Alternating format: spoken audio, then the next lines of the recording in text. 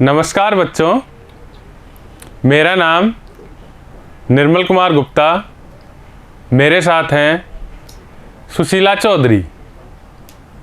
बच्चों, आज हम कक्षा 9 की हिंदी विषय की पाठ्य पुस्तक क्षितिज के काव्यखंड का अध्याय 14 का भाग 2 पढ़ेंगे।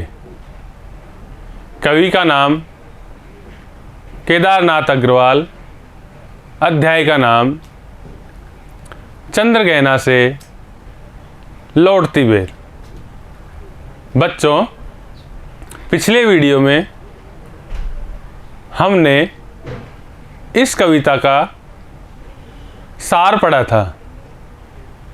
आज के वीडियो में हम इस कविता के कुछ प्रश्नोत्तर हल करेंगे।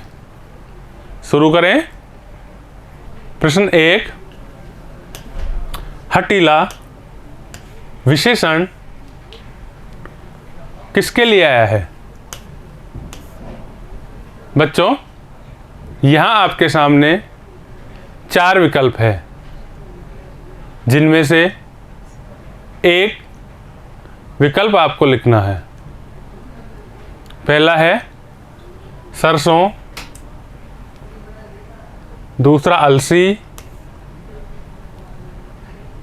तीसरा मटर, चौथा चने। बच्चों, सही उत्तर है अलसी। बच्चों, कविता में कवि ने अलसी को हटीली नवयुवती कहा है। केदारनाथ अग्रवाल का जन्म स्थान है।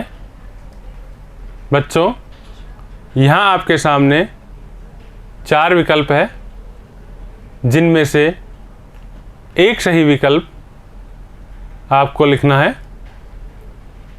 पहला है झांसी, दूसरा पटना, तीसरा कमासिन गांव, चौथा बस्ती। बच्चों, सही उत्तर है कमासिन गांव। केदारनाथ जी का जन्म कमासिन गांव में हुआ था। प्रश्न 3, कवि के अनुसार किसका स्वयंवर हो रहा है? उत्तर है कवि के अनुसार सरसों का स्वयंवर हो रहा है। प्रश्न 4,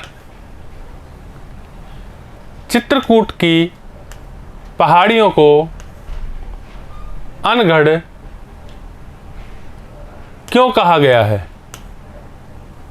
उत्तर है चित्रकूट की पहाड़ियाँ प्रकृति द्वारा निर्मित है। इस कारण ये पहाड़ियाँ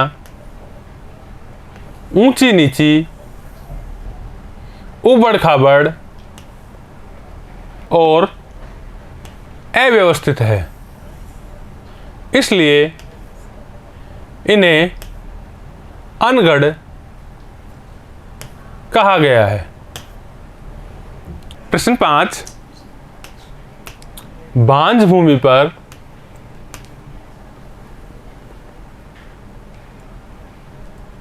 उगे पेड़ कैसे थे? उत्तर है बांझ भूमि पर कांटेदार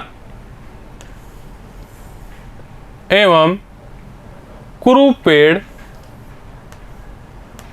उगे थे। प्रश्न 6, सरसों को सयानी कहकर कवि क्या कहना चाहता है? उत्तर है कवि सरसों को सयानी कहकर कहना चाहता है कि सरसों की फसल बड़ी हो गई है, उस पर पीले फूल आ गए हैं, अर्थात अब सरसों की फसल तैयार हो गई है। प्रश्न 7, कविता में किस चिड़िया का वर्णन है? उसकी विशेषताएं बताइए। उत्तर, कविता में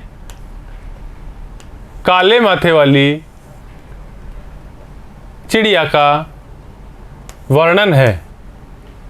इस चिड़िया के पंख सफ़ेद है। यह चिड़िया बहुत ही चतुर होती है। यह चिड़िया तेजी से झपट्टा मारकर मछलियों को पकड़ लेती है। प्रश्न 8, बगुला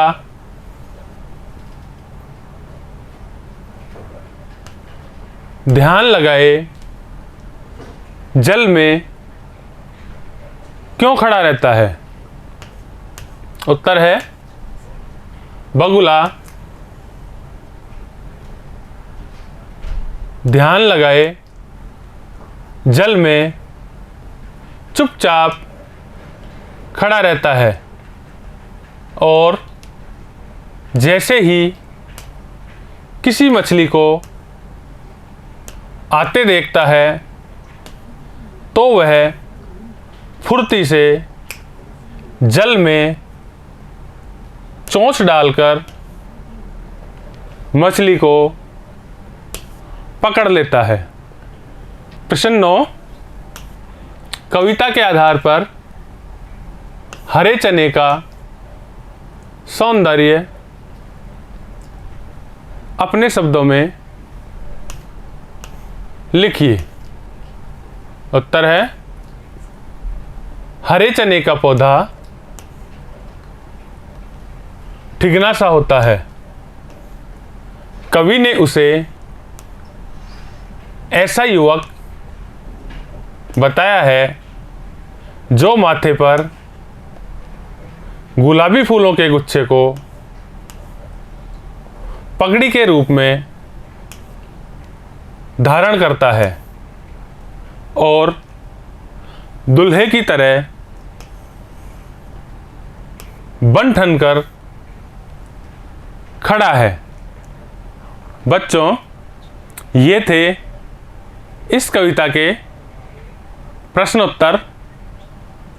इन्हें आप ध्यान से देखें, समझें, याद करें और अपनी उत्तर पुस्तिका में लिखें।